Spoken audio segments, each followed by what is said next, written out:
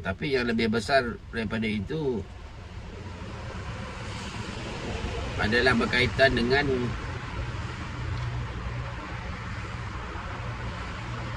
desakan terbaru ahli-ahli politik, parti-parti politik tanah air yang menuntut supaya Azam Baki direhatkan atau digantung atau dicutikan. Memang kita semua tahu banyak pihak mendesak perkara itu, tetapi Perdana Menteri telah berkeras untuk mengekalkan Azam Baki. Perdana Menteri telah menubuhkan jawatankuasa khas untuk menyiasat memilikan 17.7 juta saham Azam Baki, tetapi enggan menyiasat berkenaan dengan tuduhan Azam Baki terlibat dengan kartel mafia korporat, di mana Presiden PKR yang juga anak pada Perdana Menteri berkata semua pihak jangan menyerang berlumba, tetapi mestilah meluaskan keanggotaan panel penyiasat. Sebab panel penyiasat yang sekarang diketuai oleh Peguam Negara kan. Antara ahlinya itu Ketua Pengarah JPA kan. Itu antara lain jadi isu juga, macam mana pula Peguam Negara tak menyiasat. Biasanya yang mensiasat tu polis, SPRM. Lepas tu baru serah kepada Peguam Negara untuk membuat keputusan ada kes ke tak ada kes. Habis kalau Peguam Negara yang siasat, habis siapa yang nak semak, nak buat keputusan ada kes tak ada kes? Sebab tu orang mempertikaikan, orang minta orang lain pengurusikan panel itu. Tak apalah. Kemudian anak Perdana Menteri berkata jawatankuasa penyiasat itu mesti diluaskan lagi. Ambil lagi pakar-pakar. Yang mana sepatutnya anak Perdana Menteri boleh cadangkan perkara itu kepada Perdana Menteri secara peribadi, tak perlu beritahu media. Jadi apabila anak Perdana Menteri beritahu media supaya panel task force itu diperluaskan keanggotaannya, dia seolah-olah nak beritahu kita bahawa anak Perdana Menteri juga prihatin, supaya orang melihat dia kekal relevan. Sebenarnya dia tak perlu pergi kepada media pun.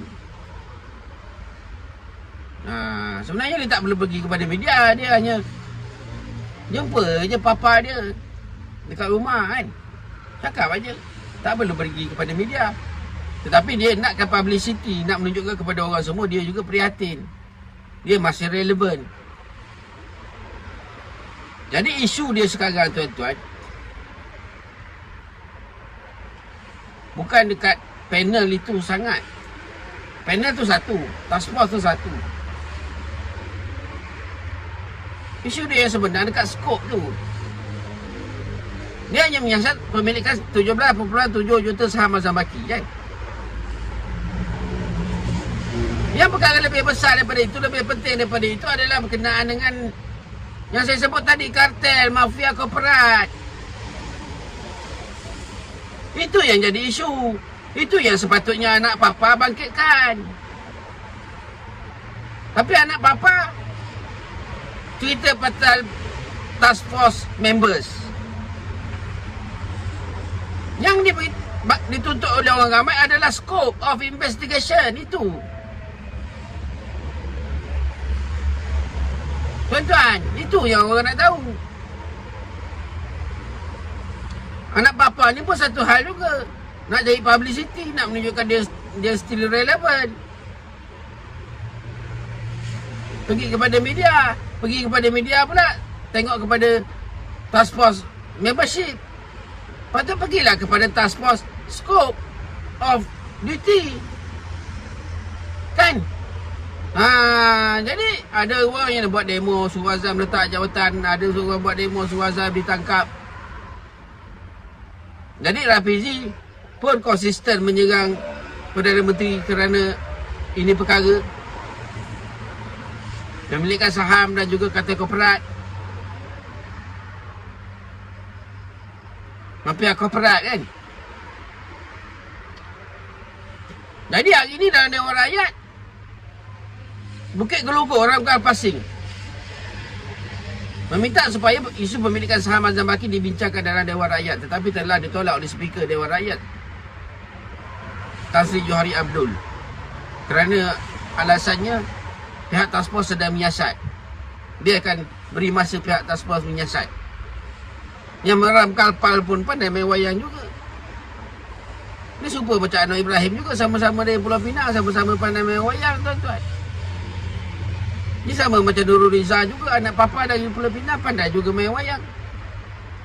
Yang orang nak tahu, suku siasat ini mafia korporat, bukan saham 17 juta.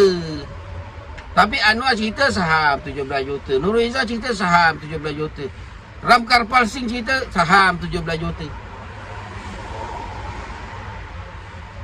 Saham 17 juta tu isu juga, tapi isu tu kecil. Yang isu besarnya mafia korporat.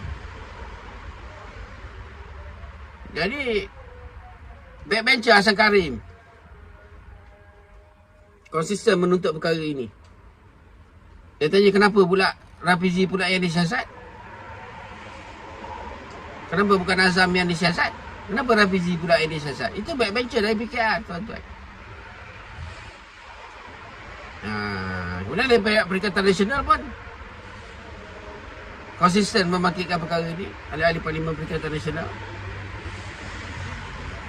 Yang terbaru ni Kota Melaka lah.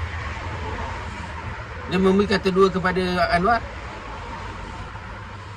Macam mana awak pilih kami ahli Parlimen DAP atau awak pilih Azam? Kalau awak pilih Azam, kami keluar.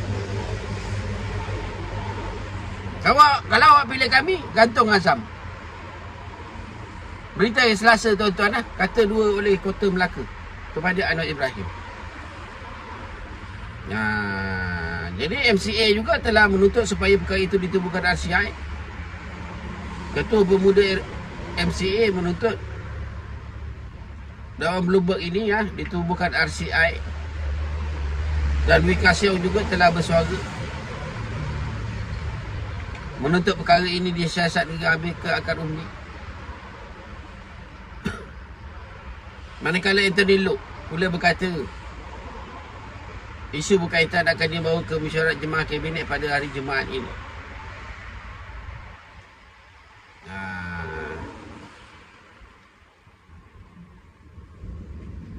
Manakala Presiden MCA berkata penggunaan AMLA itu secara berlebihan telah mengganggu perniagaan. Kenyataan dari MCA. Sebab dakwaan oleh Bloomberg itu, SPRM dia kerjasama dengan kartel, dengan mafia untuk mengambil alih syarikat. Jadi, syarikat mana yang tak nak serahkan saham dia kepada mafia, syarikat itu, pengarah dia, pemilik saham dia akan disiasat menggunakan Akta Pencegahan Pengubahan Wang Haram, AMLA. Bermaknanya AMLA didakwa disalahgunakan oleh SPRM.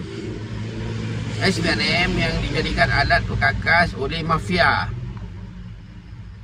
Jadi perkara ini telah mengganggu perniagaan, kata MCA.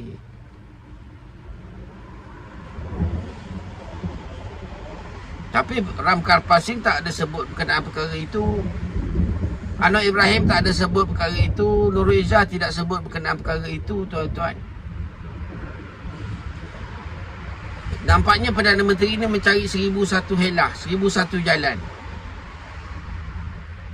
untuk tidak menyiasat mafia korporat. Memanglah Azam dah saman Bloomberg 100 juta di Kuala Lumpur hari semalam, hari Senin. Azam Baki telah memfailkan saman kepada Bloomberg sebanyak 100 juta lah. Tapi tak apalah, itu hak Azam dia lah dia, tuan-tuan. Yang orang nak tahu ni betul ke dakwaan Bloomberg itu, bahawa Azam, bahawa SPRM SPRM tu termasuklah pengarah AMLA juga. Kan Azam Baki tu bawah dia, orang kanan dia tu pengarah AMLA. Bahawa SPRM telah dijadikan alat perkakas oleh mafia untuk memeras ugut, untuk mengintimidasi.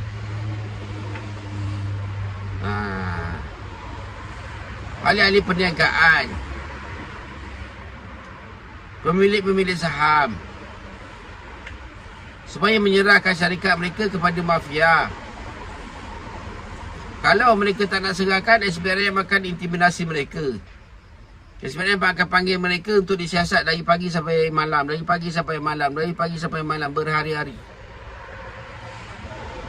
Mereka akan diugut dengan dakwaan-dakwaan pengubahan wang haram. Yang mana akhirnya sesetengahnya yang lemah akan menyerah dan menyerahkan syarikatnya kepada mafia. Ini perkara yang sebenarnya, tuan-tuan. Jadi Nurul Izzah tak payah nak cerita task force member siapa. Tak payah. Yang orang tanya ni scope of duty. Kenapa nak siasat 17.7 juta saham saja? Kenapa tak nak siasat mafia? Anwar Ibrahim pun tak payahlah nak gunakan anak dia Nurul Izzah untuk nak justify perkara ini. Tak nak siasat SPRM, hanya nak siasat saham Azam saja. Dan Anwar Ibrahim pun janganlah gunakan Ramkar Palsing juga. Untuk perkara itu dibincangkan dalam Dewan Rakyat berkenaan dengan saham saja, bukan berkenaan mafia.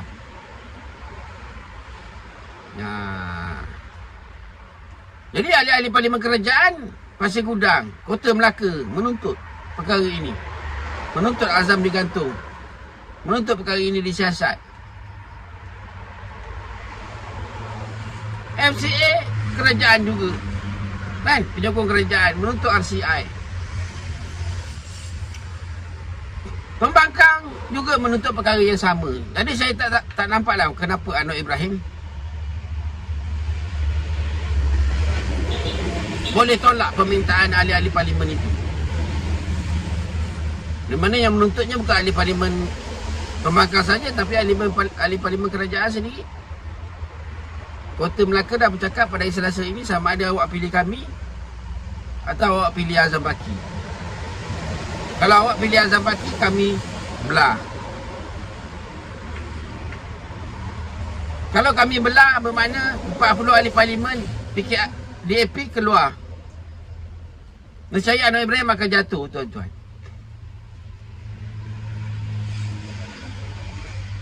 Kalau DAP keluar daripada gabungan kerajaan perpaduan ini, Anwar akan jatuh pada bila-bila masa.